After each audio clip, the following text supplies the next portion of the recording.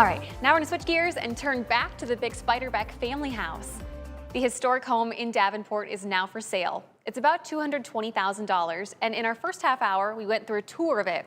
It does need a lot of work, but if you're a history lover, it might just be the perfect project for you.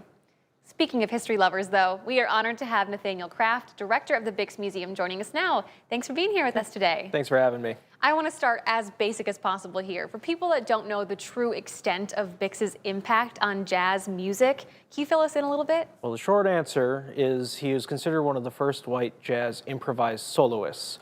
During his time in the 1920s, he was on par with Louis Armstrong in terms of his solo prowess. Wow. And of course, his legacy lives on here today in the Quad Cities through a multitude of reasons. But I want to focus in on the house for a second. When we were walking through, there was a couple different pianos set up. There was a couple cornets scattered around the house. And the realtor was telling us, you know, these are replicas of what would have been here when Bix was growing up, when his family was in the house. Do we know about what age he was when he started to play? Yeah, Bix's mother was a piano teacher. He learned how to play the piano at the age of 3. And at the age of 7, he was able to play just about anything he heard by ear. At the age of 16, he borrowed a family cornet from a neighbor, and he learned how to play from jazz records he was listening on a family record player. And so he'd play the records, and he would try to replicate it note for note on the cornet. And that's kind of how he became a jazz musician from there. I thought it was so cool. We're going to keep this video going. We just saw a part of the outside of the house, a little balcony area outside of one of the bedrooms. And we were told that he would sit out there with his cornet and play, and the neighbors had no idea, you know, the genius they were listening to. Yeah, and even with the piano, there's interviews of people who went to high school with him. He'd find his way up on stage during school performances, dances and things like that. And people would kind of be upset with him because he'd butt in and play the piano or whatever.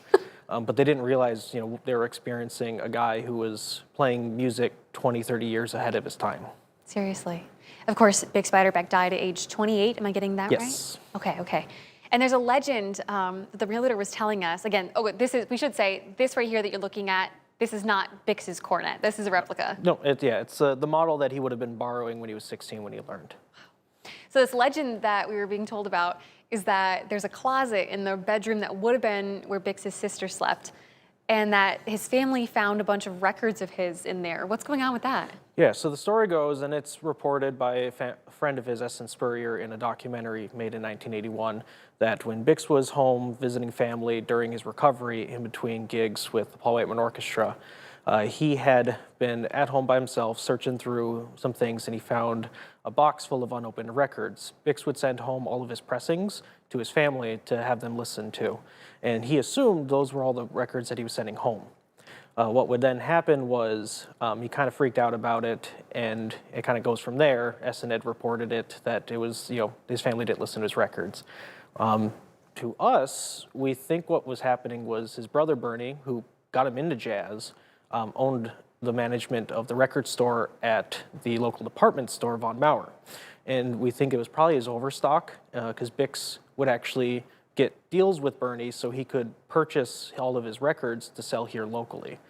So we don't really know exactly, you know, the true story is, you know, Bix may have found some of his records and was afraid that his parents didn't approve of it, or it could have been overstock. We don't really know.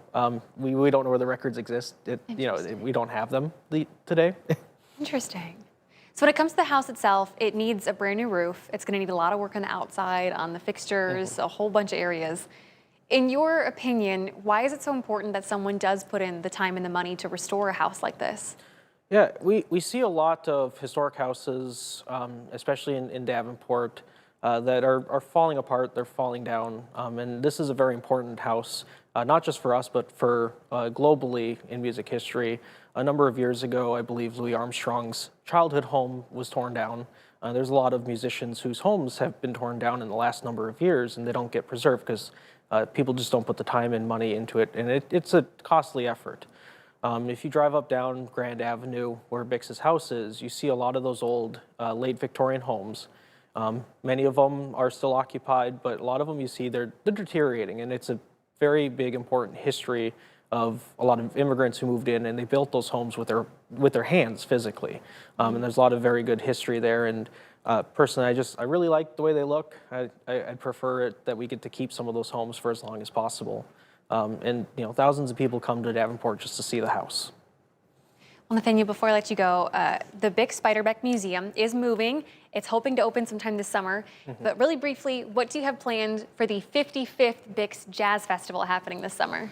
Yeah, well, we're hoping to be open for it. Yep. So we're expecting to be open in our new place this summer.